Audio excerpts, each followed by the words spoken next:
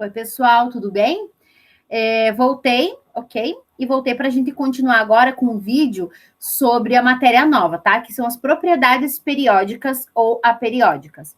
Eu vou passar aqui a apresentação da tela, então, para que vocês observem o que eu estou vendo aqui no meu computador, tá? Vamos ver se vai apresentar. Tá carregando, muito bem. Aí, estamos aqui então. Propriedades periódicas e aperiódicas. Quando você compra ou assina, alguém assina na sua casa uma revista periódica, existe uma periodicidade com que essa revista chega na sua casa. Por exemplo, a periodicidade é mensal, é diária. Então, quando se fala em algo periódico, é que a gente tem de tempo em tempo, ou que a gente tem uma previsão do que vai acontecer. As propriedades periódicas para os elementos químicos são propriedades que eu vou poder prever como que aumenta e diminui de acordo com a posição na tabela periódica, tá? As propriedades periódicas são as que eu posso prever o comportamento, então, através da posição na tabela. As aperiódicas, o A vem de negação, ó. Então, são as que eu não consigo prever o comportamento. Eu vou ver com vocês, nesse momento, as mais importantes e as que a gente precisa para as próximas aulas, tá? Então, aqui dá um resuminho. Se vocês quiserem, eu mando esse resuminho para vocês, tá? Sem problema. As propriedades periódicas são aquelas que, à medida que o número atômico aumenta, ou seja, da esquerda para a direita, como a gente lê, assumir valores crescentes ou decrescentes em cada período. Ou seja, elas se repetem periodicamente. Aí ele começa com o primeiro. O raio atômico é o tamanho do átomo. Então, veja bem, o tamanho do átomo, ele vai depender de quantas camadas tem ao redor, tá? Deixa eu ver se eu consigo achar aqui. Eu vou parar de apresentar e vocês vão falando comigo, ou fingem que estão falando comigo, porque eu tenho que falar sozinha, não é outro jeito. Enquanto eu procuro aqui no YouTube, no Google, sei lá, uma ilustração melhor de raio atômico, tá? Eu gosto de ir procurando na hora, porque na aula, assim, eu vou tendo exemplos na hora, só que eu posso escrever no quadro. Como aqui eu não posso escrever no quadro, eu fico procurando no Google. Bom, o raio atômico, então, é o tamanho do átomo. Se eu parar para pensar lá na matemática, vou abrir isso aqui em outra. Ah, essa mágica é boa. Essa é boa. Deixa eu ver se eu consigo abrir bem aqui. É foto. Cadê vocês? Achei vocês. Apresentar, tela inteira.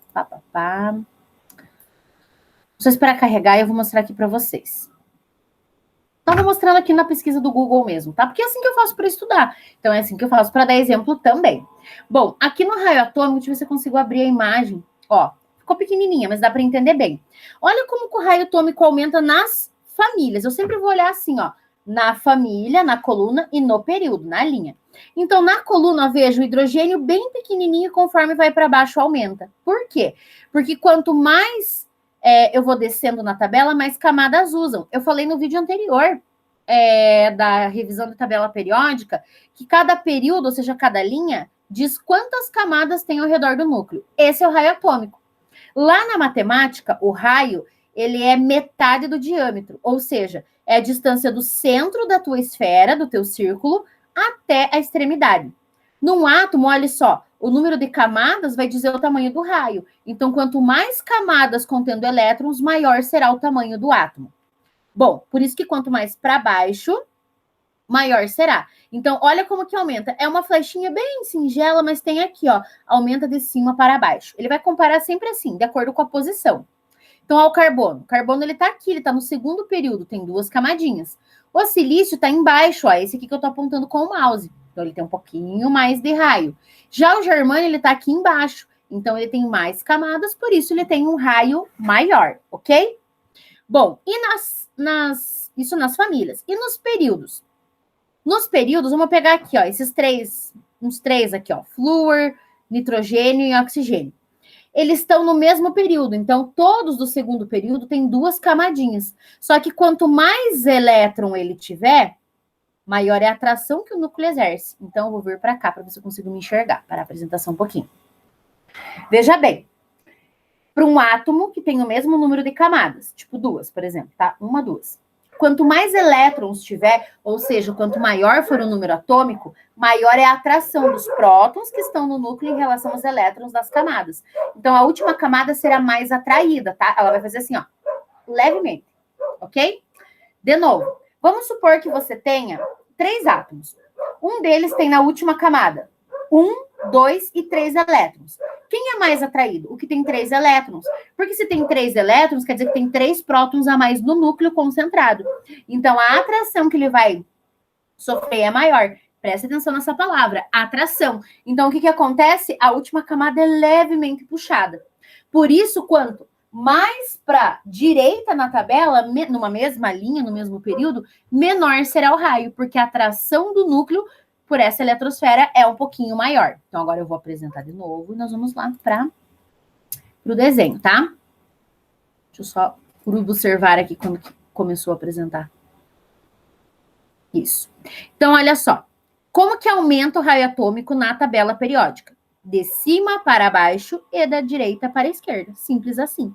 Então, se eu perguntar entre sódio e flúor, ó, o sódio tá aqui e o flúor tá aqui. Quem que é maior? Quem tá mais para a esquerda e mais para baixo, né? Então, aqui ele tá mais para a esquerda, então por isso que ele é um pouquinho maior, ok? Tem menos atração. Bom, aqui tem vídeos, vocês têm muito material para quem tem internet, tem muito material para poder estudar, sabe? Eu sei que às vezes não é igual ao seu professor, mas vocês reclamam tanto às vezes dos professores, né? Que às vezes é bom ter uma explicação diferenciada. Vamos voltar para cá? Ó, aqui tem vários modelinhos, vários exemplos, mas eu acho que essa foto aqui é que melhor define, porque ela te mostra que o raio é a distância do centro, estão vendo a mãozinha aqui do mouse? Do centro, ou seja, do núcleo até a sua extremidade. Então, quanto mais camadas, maior será o átomo. Vamos voltar para o livro. Essa foi a primeira propriedade periódica, tá?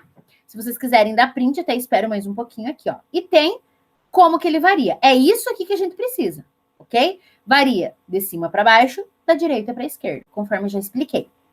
Segunda propriedade periódica, energia de ionização.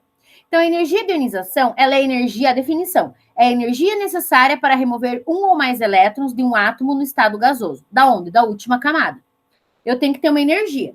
Só que, qual é o problema? Ele pode tirar mais de um elétron. Então, sempre quando ele vai tirar o próximo, você vai ter sempre próton no núcleo sobrando em relação aos elétrons. Então, sempre o segundo é sempre mais difícil de tirar. E o terceiro é o mais difícil de tirar em relação aos outros dois. Então, a primeira energia de ionização é sempre menor, o valor numérico é sempre menor em relação à segunda ou à terceira energia de ionização. Como que ela aumenta? Ela aumenta de baixo para cima e da esquerda para a direita. Por quê? Porque esses elementos que estão mais aqui, ó, mais para cima e mais para a direita, eles são os mais eletronegativos, que vai ser a próxima, ou uma das próximas propriedades. E eles têm muito elétrons. Lembra que o número da família é o número de elétrons na camada de valência? Então, ó, aqui tem 1, 2 elétrons na última camada. Aqui tem 5, 6, 7. Então, é claro que aqui tem mais. Quanto mais elétron, maior vai ser a quantidade que eu posso tirar. Outro, quanto maior o tamanho do átomo, menor a energia de ionização. Então, é o contrário do raio. O raio não aumentava ao contrário, ó, a energia de ionização aqui. Porque com poucos elétrons, que são os que estão aqui mais à esquerda e mais para baixo, é mais difícil de tirar, tá? Então, é assim que aumenta, de baixo para cima e da esquerda para a direita. Aí, ele dá um exemplo aqui, ó. Então, aqui tem o magnésio, tá? O magnésio, veja que aqui ele está sem carga. Então, ele é neutro. Ele tem 12 prótons e 12 elétrons. Só que na última camada dele tem 2 elétrons, estão vendo? Um que o menininho aqui está tentando tirar, super didático e realístico. Você consegue tirar um elétron assim, ó. Ok? Então, tem 2. Beleza. Então, são 2 energias de ionização. Porque para tirar da outra camada mais interna é muito difícil. Eu não consigo nem em laboratório. Bom, quando eu tiro o primeiro elétron, tipo esse aqui que ele está com a mão, olha quanto de energia está envolvido. 738 quilojoules, tá? Energia na forma de trabalho. E virou Mg+, ok? Só que olha quando ele vai tirar o segundo elétron. Por quê? Porque não tira o número de prótons. Eu tenho 12 cargas positivas e 12 cargas negativas. É uma atração X. Agora, aqui eu tenho 12 prótons, mas eu só tenho 11 elétrons, porque um elétron já foi removido. Então, a atração do núcleo em relação aos elétrons é muito maior. Se a atração é maior, ele segura aquele elétron que sobrou na última camada com mais intensidade. Então, para tirar esse outro elétron, olha só, dobrou, né? De 700 e pouco foi para 1.400 e pouco. Então, praticamente dobrou a energia de ionização. O que você precisa saber desse conteúdo? Que a energia de ionização é uma energia envolvida para remover um elétron. Isso pode envolver uma ligação química, pode envolver um reator, ok? E sempre para tirar o próximo elétron é mais difícil. Então, a segunda, a terceira energia de ionização serão sempre superiores à primeira, ok? Eu vou parando e vou explicando, que vocês podem dar print aqui e tudo mais, tá? Para mandar o livro, vocês têm que me pedir, eu mando. A afinidade eletrônica é muito parecido com isso daqui, tá? Só que aqui na energia de ionização, ó, para formar íon, para remover elétron. E aqui é a energia liberada quando um átomo isolado no estado gasoso captura um elétron. Então é o contrário.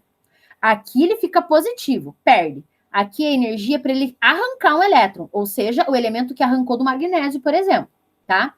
Bom, a medida experimental da afinidade eletrônica é muito difícil, então tem uns valores determinados para alguns elementos. A gente sabe só o contexto.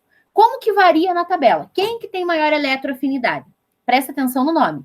Eletro vem de elétron. Afinidade vem de querer, gostar. Então, é o elemento que gosta de elétron. Aí diz assim, ó, numa família ou grupo, quanto menor o raio, maior a afinidade eletrônica. Claro, quanto mais elétron, mais força ele tem para tirar. Por isso, é igual à energia de ionização, ó. Aumenta de baixo para cima, da esquerda para a direita. Ó, de baixo para cima, da esquerda para a direita, tá?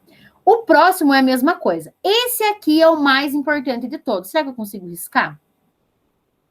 Ó, esse daqui, eu queria que ficasse grifado, mas acho que não vai. Aí, ficou. Então, ó, a eletronegatividade é o mais importante de todos. Qual é a definição de eletronegatividade? Força da atração exercida sobre os elétrons de uma ligação. Eu diria de outra forma. Eletronegatividade, caso você queira anotar, eu vou falar com calma, você pode dar pausa e tudo mais, é a capacidade de atrair elétrons para si. Eletronegatividade é a capacidade de atrair elétrons para si. Isso vai definir muita coisa na química daqui para frente, tá? Quanto mais elétrons tem na última camada, mais ele quer. Então, é por isso que aumenta do mesmo jeito. Então, perceba que só o raio atômico é o contrário. A eletroafinidade, a energia de ionização e a eletronegatividade, todos aumentam da esquerda para a direita, perdão, e de baixo para cima, tá? Existem algumas propriedades que são aperiódicas, ó, a densidade, por exemplo, não tem uma relação contínua na tabela. Então, ó, aumenta daqui para cá, para o meio e para o centro. Então, os que estão mais no meio da tabela e mais para baixo são os mais densos, mas a gente não usa, tá? Raramente a gente usa. Ponto de fusão e ebulição, ó, varia dependendo da posição na tabela. Então, também a gente não vai ligar. O que a gente tem que saber? Que os pontos de fusão e ebulição dos metais que estão à esquerda são bem maiores que dos não metais. Isso tem que saber. Volume atômico também, ó. Olha quanta flecha. Então, a gente também não vai usar. Essas são as propriedades aperiódicas. Vou retornar aqui, tá? Para que você possa anotar todos os nomes e estudar. Porque sempre vai ser assim, ó. Vai ter a matéria e depois vai ter as atividades. Então, provavelmente na quinta-feira eu vou dar lista de exercícios sobre isso, tá? Então, quais são as propriedades que vocês têm que estudar? As periódicas, ok? Quais? Raio atômico, vamos grifar, que agora eu tô toda grifadeira aqui. Raio atômico, energia de ionização, afinidade eletrônica ou eletroafinidade, os dois nomes, né, se referem à mesma coisa, e a eletronegatividade. Esses 4. Lembrando que só o raio atômico é o contrário. As outras 3 são iguais à variação na tabela periódica. E a moral da história é, quanto mais elétrons tiver na última camada, mais fácil vai ser para atrair, mais fácil vai ser para arrancar e mais difícil vai ser de tirar. Por isso que aumenta, tá? Da esquerda para a direita e de baixo para cima. A gente ignora gás nobre, tá? Por quê? Porque ele já tá com a última camada completa, então ele não quer mais ninguém, ok? Bom, deixa eu ver se tem mais alguma coisa que eu quero mostrar para vocês. Então, nós não vamos estudar as propriedades aperiódicas, porque elas praticamente não caem no Enem, no vestibular. A gente vai estudar isso de outras formas, tá? É só para mostrar que varia, não tem uma constância, não tem uma periodicidade, tá? E o termo, ó, tabela periódica, significa que eu quero estudar aquilo que eu posso analisar, né, de acordo com a posição do elemento. Aqui tem um exercício resolvido, tá? E ele vai pedir para comparar o maior número de prótons, o raio. Eu vou passar para vocês os exercícios. Qual será a nossa próxima matéria? a nossa próxima matéria, aqui tem um trabalhinho que seria legal da gente fazer. Nossa próxima matéria vai começar em ligações químicas. Quais são as ligações químicas? Iônica, covalente e metálica, certo? Nós vamos estudar essas ligações e nós vamos descobrir por que tem coisa que se liga e por que tem coisa que não se liga, ok? Quem quiser dar uma olhadinha, né? Porque eu sei que vários de vocês estão estudando com bastante atenção, tá? E tentando levar da melhor forma. Deixa eu vir para cá, parar a apresentação e me despedir de vocês, tá bom? Pessoal, qualquer dúvida, nas terças e quintas, das 7h30 ao meio-dia, eu estou à disposição de vocês, ok? Problema com a internet, alguma coisa assim, vocês mandam mensagem pra gente, tá? Que aí eu vou conversar com vocês e ver o que a gente pode fazer para resolver, tá bom? Galera, um abraço, estudem, pelo amor de Deus, e que este